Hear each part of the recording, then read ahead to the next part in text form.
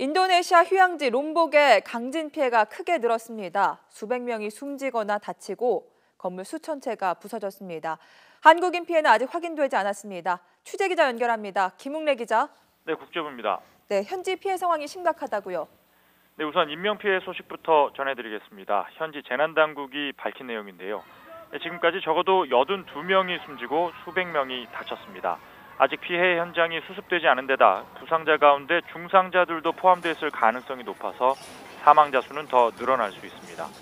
건물 피해도 심각합니다. 수천 채가 부서졌습니다.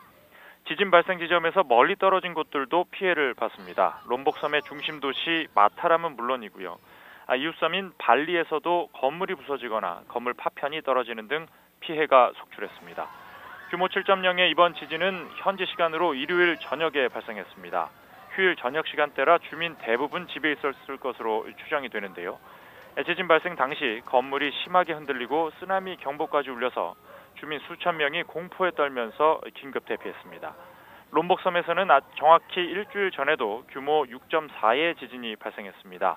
당시에도 20명이 숨지고 수백 명이 다치는 등 피해가 잇따랐습니다. 네, 한국인 피해 여부는 아직 확인이 안 됐습니까? 네, 롬복섬에 사는 우리 교민은 모두 50여 명입니다. 인도네시아 주재 한국 대사관은 지금까지 교민 피해가 접수된 것은 없다고 밝혔습니다. 현지 여행객들의 상황에 대해서는 아직 파악되지 않았습니다. 롬복섬은 인도네시아의 유명 휴양지입니다. 지금이 휴가철인데다 예능 프로그램의 배경이 되는 곳 근처여서 우리나라 여행객들도 롬복섬을 많이 찾는 것으로 알려졌는데요. 몇 명이 섬에 있는지 또 어떤 피해를 받는지는 공식적으로 확인된 게 없습니다. 다만 저희 YTN으로 여러 건의 제보가 접수가 됐는데요. 우리나라 여행객 4명이 현지에 고립됐다거나 여행객 대부분이 숙소 밖에서 뜬 눈으로 밤을 지새운 뒤 진원에서 비교적 멀리 떨어진 섬 남서부 쪽으로 대피하고 있다는 소식이 들어왔습니다.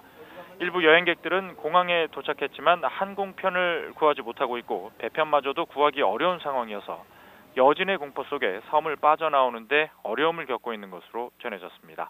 지금까지 국제부에서 전해드렸습니다.